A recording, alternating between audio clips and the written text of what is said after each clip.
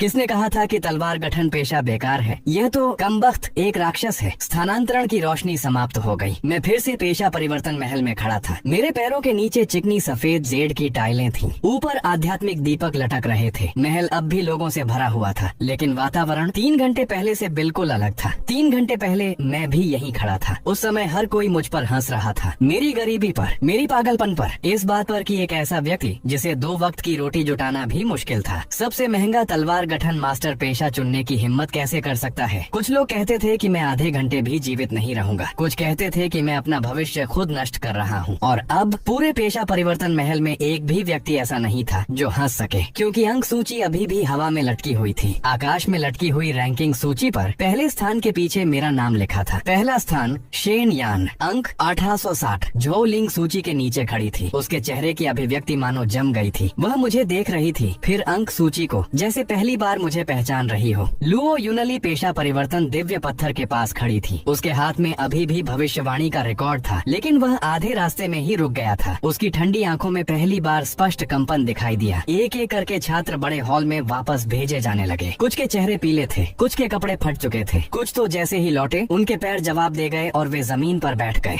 लेकिन लौटने के बाद उन्होंने सबसे पहले खुद को संभालने के बजाय ऊपर रैंकिंग सूची की ओर देखा और फिर एक एक करके चुप हो गए। किसी ने सूची को घूरते हुए सूखे गले से कहा, शेन यान पहला स्थान। क्या उसने अभी अभी तलवार गठन मास्टर का पेशा नहीं चुना था? एक तलवार गठन मास्टर इतने अंक कैसे प्राप्त कर सकता है? जल्द ही उन छात्रों में से कुछ जिन्होंने गुप्त क्षेत्र में उस युद्ध को अपनी आंखों से देखा था, धीमी आवाज में बोले, किंगलियन टैंक किंग, उसे उसी ने मारा था। पास खड़े लोग तुरंत मुड़ गए। क्या कहा? उस छात्र ने गहरी सांस ली। ऐसा लग रहा था कि वह अभी तक उस दृश्य से बाहर नहीं निकल पाया था। झो लिंग ने 10 से अधिक लोगों को इकट्ठा किया था। रक्षा, अग्रिम पंक्ति, उपचार, दूर से हमला, सब मौजूद थे। शुरू में उन्होंने वास्तव में किंगलियन टैंक किंग को दबा दिया था, लेकिन जब लीडर मॉन्स्टर उन्माद में गया, पूरी टीम टूट गई। झो लिंग लगभग उसकी दरांती के नीचे मर ही गई थी। वह यहाँ तक बोलकर रुक गया और अनायास मेरी ओर देखने लगा। उसकी आवाज और धीमी हो गई। फिर शेन यान ने अकेले लड़ाई संभाली। 5 तलवारों का गठन और एक ही वार में किंगलियन टैंक किंग का सिर काट दिया। जैसे ही ये शब्द गिरे, पूरा पेशा परिवर्तन महल मानो मौन में डूब गया। जिन लोगों ने वह दृश्य अपनी आंखों से नहीं देखा था, वे सभी वहीं जड़ हो गए। मुझे देखने वाली उनकी निगाहें संदेह से आश्चर्य में और फिर किसी अनकहे भय में बदल गईं। झो लिंग भी वापस भेज दी गई। जमीन पर उतरते समय उसके कदम लड़खड़ा गए। उसका शानदार वस्त्र कई जगहों से फट चुका था। उसके कंधे पर अब भी तलवार की रोशनी द्वारा छोड़ा गया खून लगा हुआ था। उसका चेहरा बेहद बदसूरत था। 3 घंटे पहले का वह आत्मविश्वास से भरा जो परिवार का युवा स्वामी और यह वर्तमान रूप, 2 बिल्कुल अलग लोग लग रहे थे। महल में मौजूद कई लोगों ने अनजाने में उसकी ओर देखा। झो लिंग का चेहरा तुरंत और काला पड़ गया। उसे सबसे अधिक डर इस बात का नहीं था कि वह हार गई, बल्कि इस बात का था कि हर कोई जान चुका था कि वह हार गई, और वह भी उस व्यक्ति से जिसका उसने सबके सामने मजाक उड़ाया था। लोग धीरे धीरे फुसफुसाने लगे। क्या झो लिंग ने नहीं कहा था कि शेन यान आधे घंटे भी नहीं टिक पाएगा? अब शेन यान पहला है और वह दूसरी। अच्छी तरह देखो, उसके अंक तो शेन यान के चौथाई से भी कम है। सुना है उसकी बिजली वाली फाइल भी शेन यान ने तोड़ दी थी। तोड़ दी नहीं, लगता है शेन यान ने उसे अभ्यास के लिए इस्तेमाल किया था। झो लिंग ने अचानक सिर उठा लिया। उसकी आंखें इतनी अंधेरी थीं कि डर लगता था। वे छात्र तुरंत चुप हो गए, लेकिन उनके चेहरों की अभिव्यक्ति सब कुछ बता रही थी। पहले वे झो लिंग से डरते थे, अब भी वे झो परिवार की शक्ति से डरते थे, लेकिन उनके दिलों में जो सम्मान था वह पहले ही टूट चुका था। शू चिंघे अंततः मेरी ओर आई। उसका चेहरा जटिल भावों से भरा हुआ था। शेन यान, किंगलियन टैंक किंग को सच में तुमने मारा था? मैंने उसकी ओर देखा। हाँ। शू चिंघे ने गहरी सांस ली, जैसे वह कुछ पूछना चाहती हो, लेकिन शब्द होंठों तक आकर वापस चले गए। लुओ यूनली भी मेरे पास आ गई। अब उसकी आंखों में पहले जैसा तिरस्कार नहीं था, न कोई निराशा, न यह भावना कि मैंने गलत रास्ता चुना है। अब उसकी आंखों में केवल गंभीरता थी। शेन यान, तुमने गुप्त क्षेत्र में जो इस्तेमाल किया वह 3 प्रतिभा तलवार गठन था, शुरुआत में और बाद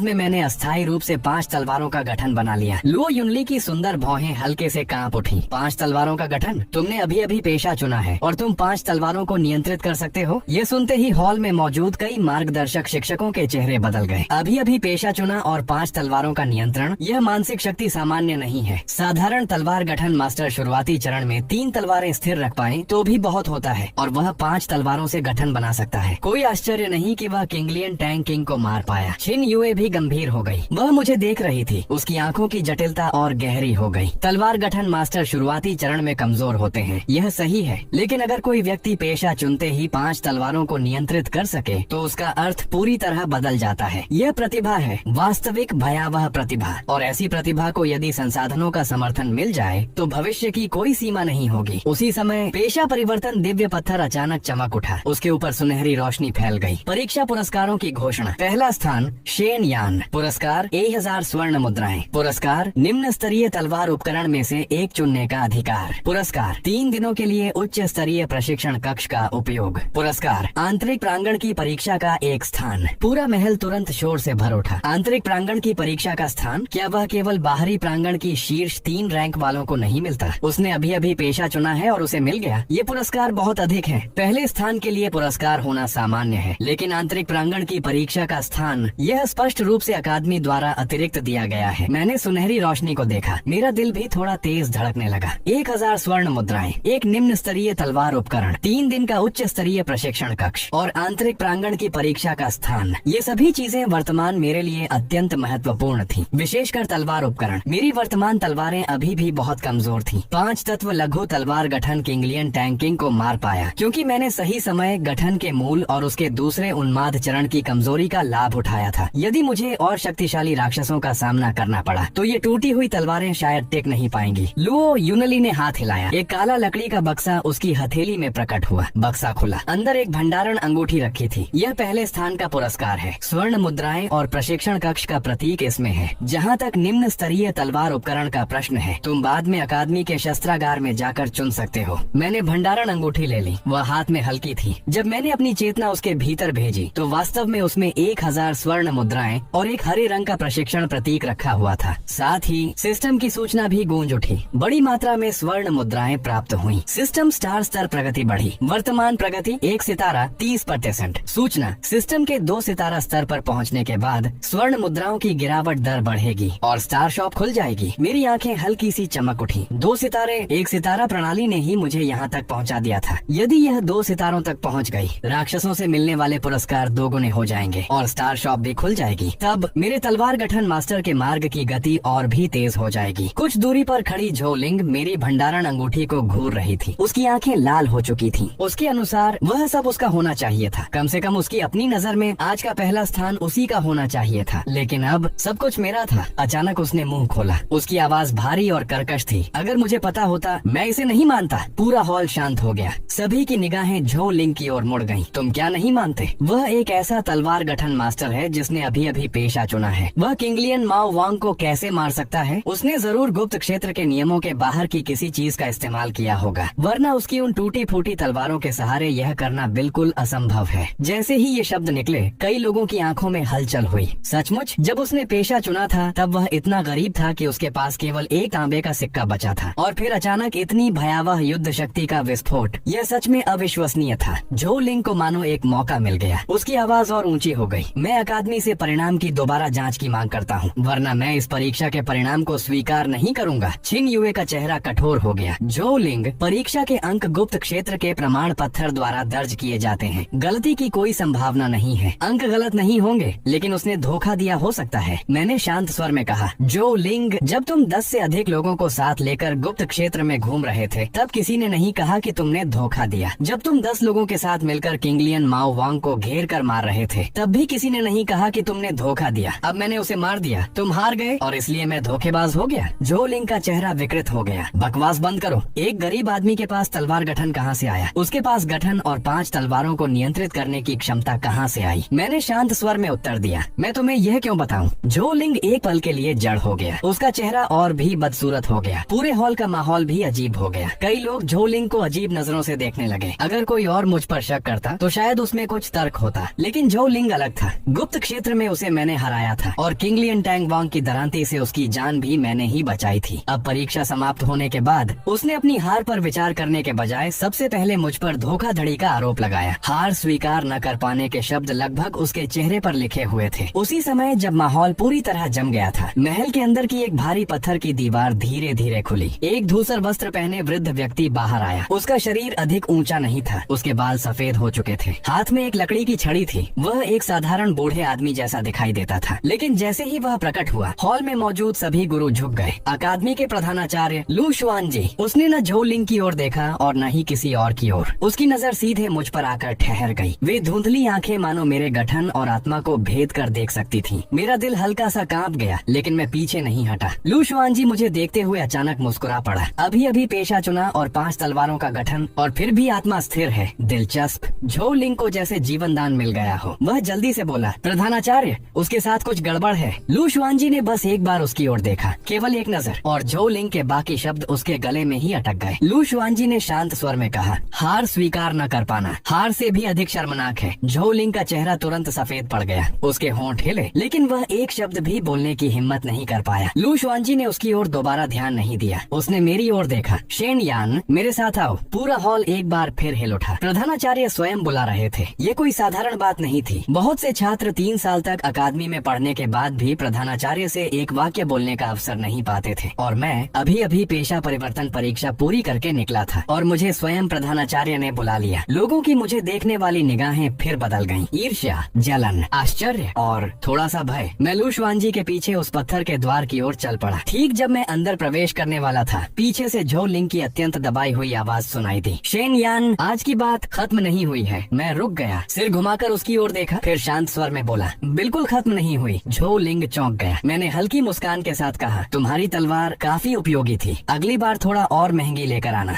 झो लिंग का चेहरा तुरंत लोहे जैसा काला पड़ गया। हॉल में किसी से हंसी नहीं रुकी।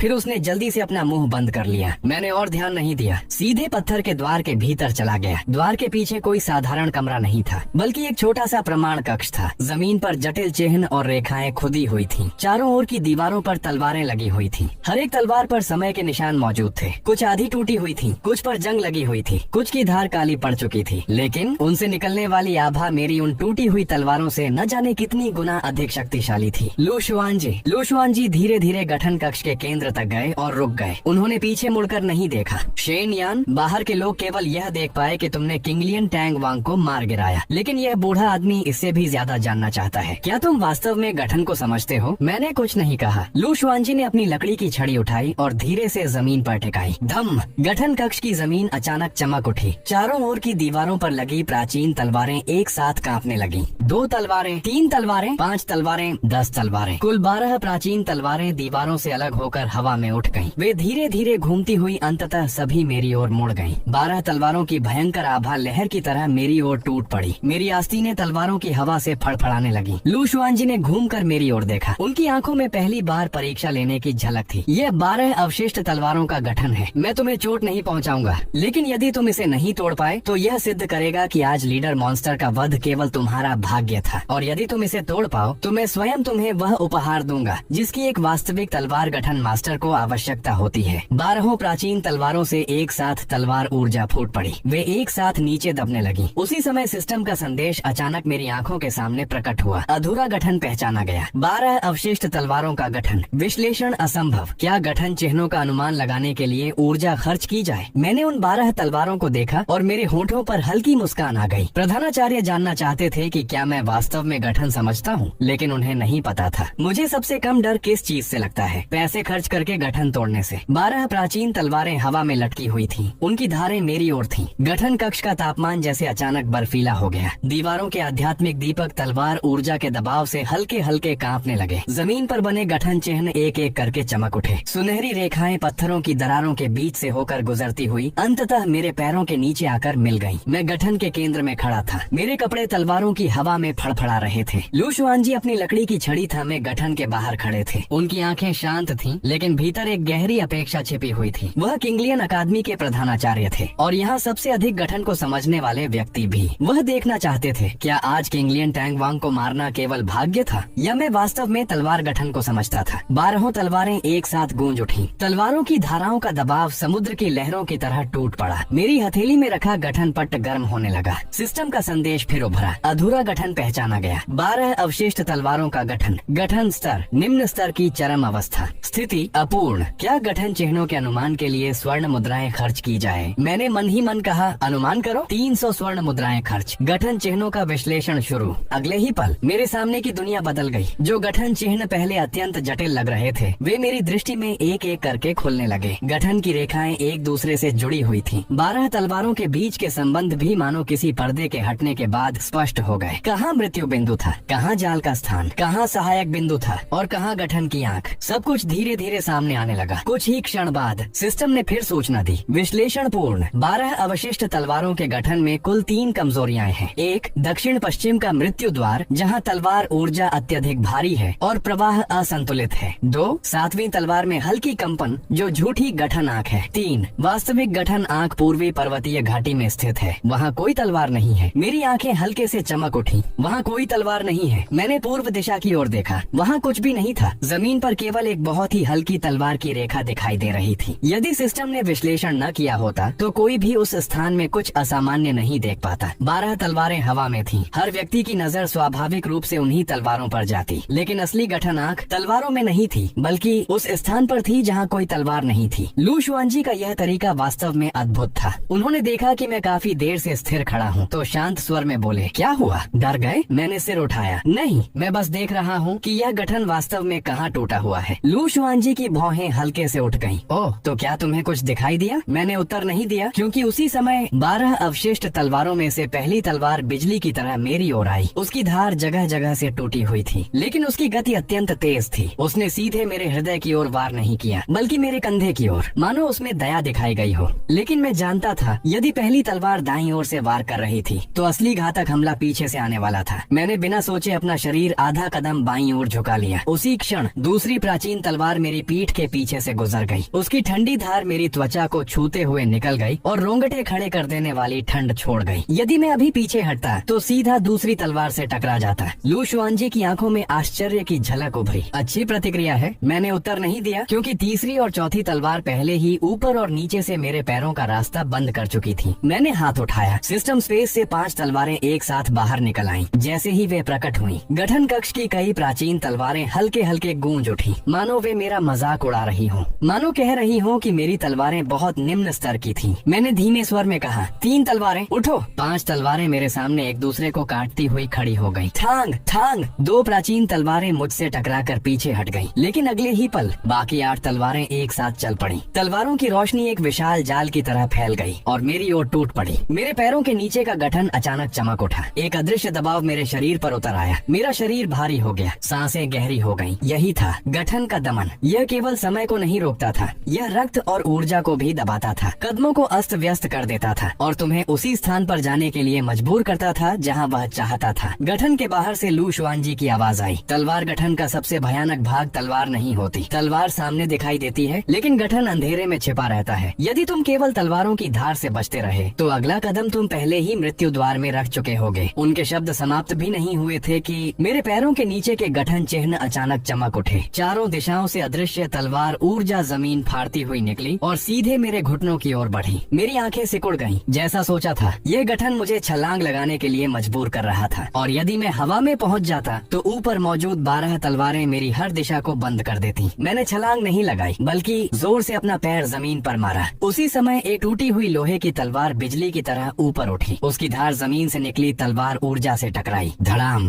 बिजली जैसी चमक फूट पड़ी। मेरी दाहिनी बाह सुन्न हो गई, लेकिन मैं टिक गया। लू शुआनजी की आंखों का आश्चर्य और गहरा हो गया। 12 प्राचीन तलवारें फिर से बदल गईं। तलवारों की परछाइयां और अधिक घनी होती गईं। पूरा गठन कक्ष ठंडी धारों और चमकती तलवारों से भर गया। दीवारों के आध्यात्मिक दीपक लगातार कटती रोशनी से कांपने लगे। दीवारों पर लगी तलवारें भी झिलमिलाने लगी। मैं गठन के केंद्र में फंसा हुआ था, मानो अगले ही क्षण तलवारों का समुद्र मुझे निगल जाएगा। लेकिन मेरी आंखें लगातार पूर्व दिशा के उसी स्थान पर टिकी हुई थी। वास्तविक गठन आंख वहीं थी। समस्या यह थी कि वहां तक पहुंचने के लिए मुझे पहले दक्षिण पश्चिम के मृत्यु द्वार से होकर गुजरना पड़ता। मृत्यु द्वार सबसे खतरनाक स्थान था, लेकिन वास्तव में वही एकमात्र जीवित मार्ग भी था, क्योंकि वहाँ तलवार ऊर्जा अत्यधिक भारी थी। इसलिए गठन का घूमना सबसे धीमा था। यही उसकी अपूर्णता थी। मैंने गहरी सांस ली। 5 टूटी हुई तलवारें मेरे चारों ओर तैरने लगी। मानसिक शक्ति गठन पट्ट में प्रवाहित हो गई। लू शुआनजी मुझे देखते हुए धीरे से बोले, यदि सहन नहीं कर सकते तो हार मान सकते हो। यह बूढ़ा आदमी केवल तुम्हारी परीक्षा ले रहा है, तुम्हें चोट नहीं पहुंचाएगा। मैंने मैंने उनकी ओर देखकर कहा, प्रधानाचार्य आपने अभी कहा था यदि मैं इसे तोड़ दूं तो पुरस्कार मिलेगा, सही? सही, तो फिर मैं हार नहीं मान सकता। मेरे शब्द समाप्त होते ही मैं पीछे नहीं हटा, न ही केवल बचाव किया बल्कि सीधे दक्षिण पश्चिम के मृत्यु द्वार की ओर दौड़ पड़ा। 12 प्राचीन तलवारें मानो तुरंत उत्तेजित हो गयीं। उनकी तलवार प्रभा एक साथ मेरी ओर मुड़ गई। लू शुआनजी का चेहरा बदल गया। वह मृत्यु द्वार है। उन्होंने एक कदम आगे बढ़ाया। स्पष्ट था कि वह किसी भी क्षण मुझे बचाने के लिए तैयार थे, लेकिन मैं इसी पल की प्रतीक्षा कर रहा था। मैंने हाथ घुमाया। 2 टूटी हुई बिजली लोहे की तलवारें सबसे पहले बाहर निकली। उन्होंने प्राचीन तलवारों पर हमला नहीं किया बल्कि दक्षिण पश्चिम के गठन चिन्हों के संगम बिंदु पर वार किया। थांग थांग, बिजली की चमक फूट पड़ी। गठन की रेखाएं कांप उठी।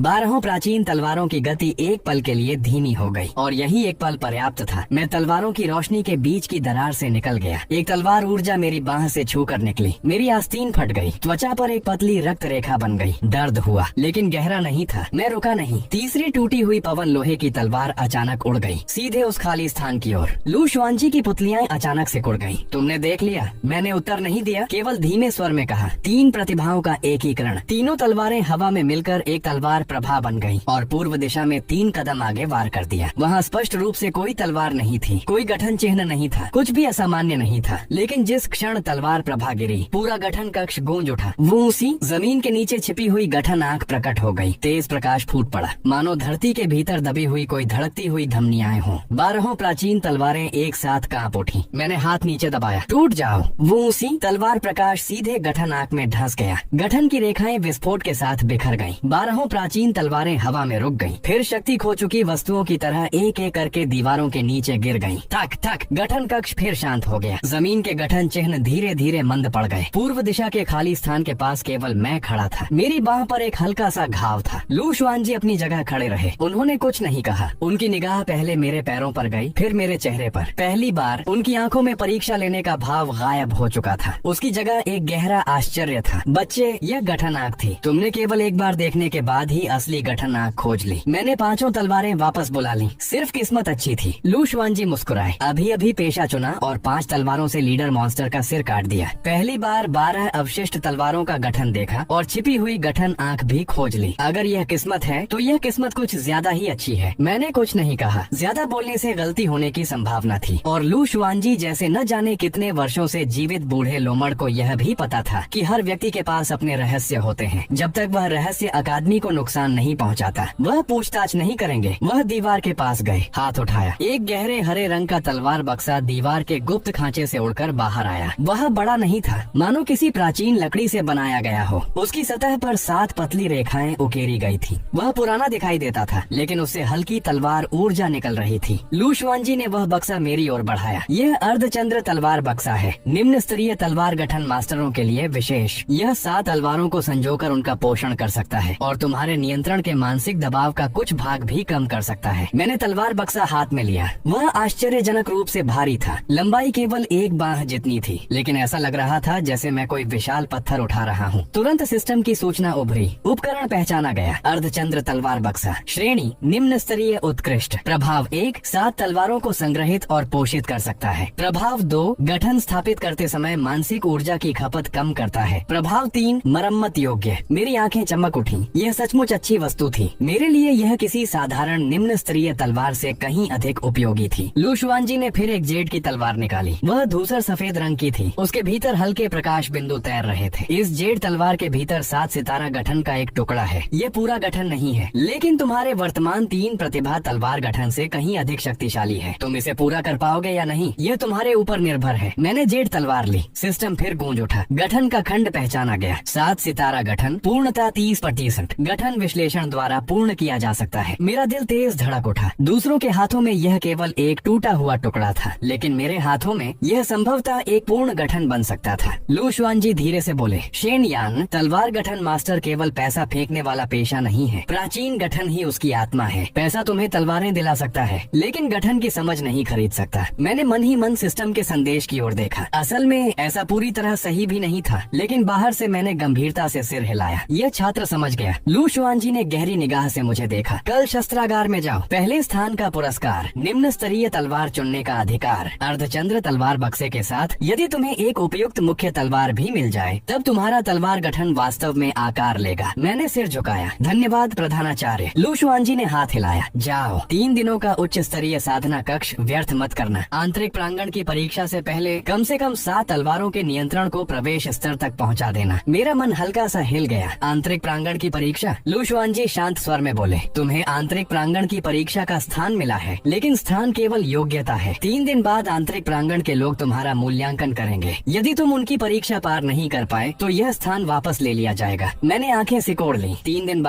ठीक है। लू शुआनजी ने मुझे गहरे अर्थों से देखा। और जो लोग इस बार तुम्हारी परीक्षा लेने आएंगे, जरूरी नहीं कि वे सामान्य परिवारों से आने वाली प्रतिभाओं को पसंद करते हो। मैं समझ गया। आंतरिक प्रांगण में भी गुटबाजी थी। आज मैंने जो लिंग को कुचल दिया था। जो परिवार इतनी आसानी से चुप नहीं बैठेगा। 3 दिन बाद की परीक्षा शायद बिल्कुल शांत नहीं होगी, लेकिन मुझे डर नहीं लगा, बल्कि मैं थोड़ा उत्साहित था। 3 दिन, अर्धचंद्र तलवार बक्सा, 7 सितारा गठन का टुकड़ा, एक निम्न स्तरीय तलवार, उच्च स्तरीय साधना कक्ष और भविष्य में खुलने वाली सिस्टम की दुकान। इतना सब मेरी शक्ति को एक और स्तर तक बढ़ाने के लिए पर्याप्त था। मैं अर्धचंद्र तलवार बक्सा पकड़े हुए गठन कक्ष से बाहर निकल गया। पत्थर का द्वार धीरे धीरे खुला। पेशा परिवर्तन महल की सभी निगाहें तुरंत मुझ पर आ गिरी। जो लिंग अभी तक नहीं गया था, वह भीड़ के बीच खड़ा था। उसका चेहरा अंधेरा था। जब उसने मेरे हाथ में अर्धचंद्र तलवार बक्सा देखा, उसकी पुतलियां अचानक सिकुड़ गईं। स्पष्ट था, वह समझ गया था कि यह कोई साधारण वस्तु नहीं है। उसकी आंखों में ईर्ष्या लगभग छिप नहीं पा रही थी। मैं उसके पास से गुजर गया। मैंने उसकी ओर देखा तक नहीं, और ठीक उसी क्षण सिस्टम की सूचना अचानक गूंज उठी। अर्धचंद्र तलवार बक्से और 7 सितारा तलवार गठन के खंड की संगतता अत्यंत उच्च है। यदि 7 सितारा तलवार गठन को पूरा कर लिया जाए तो तलवार बक्से की छिपी हुई क्षमता सक्रिय की जा सकती है। क्या अवशिष्ट खंड के प्रारंभिक विश्लेषण के लिए ऊर्जा खर्च की जाए? मेरे कदम एक पल के लिए रुक गए। मैंने पीछे मुड़कर झो लिंग की ओर देखा। वह अभी भी वहीं खड़ा था। जब उसने देखा कि मैं उसकी ओर देख रहा हूँ तो उसे लगा कि मैं कुछ कहने वाला हूँ। उसका चेहरा तुरंत और भी गहरा हो गया। क्या देख रहे हो? मैं मुस्कुराया। कुछ नहीं, बस अचानक एक बात याद आ गई। बेहतर होगा कि तुम जल्दी अंदर चले जाओ। झो लिंग एक पल के लिए स्तब्ध रह गया। मैं तलवार बक्सा अपनी बाहों में लिए मुड़ गया और वहाँ से चला गया, क्योंकि 3 दिन बाद मुझे एक बेहतर परीक्षण पत्थर की आवश्यकता होगी। और झो लिंग जैसी किसी बड़े कुल की युवती। सीजन 1 पूरा हो गया है। सीजन 2 जैसे ही आएगा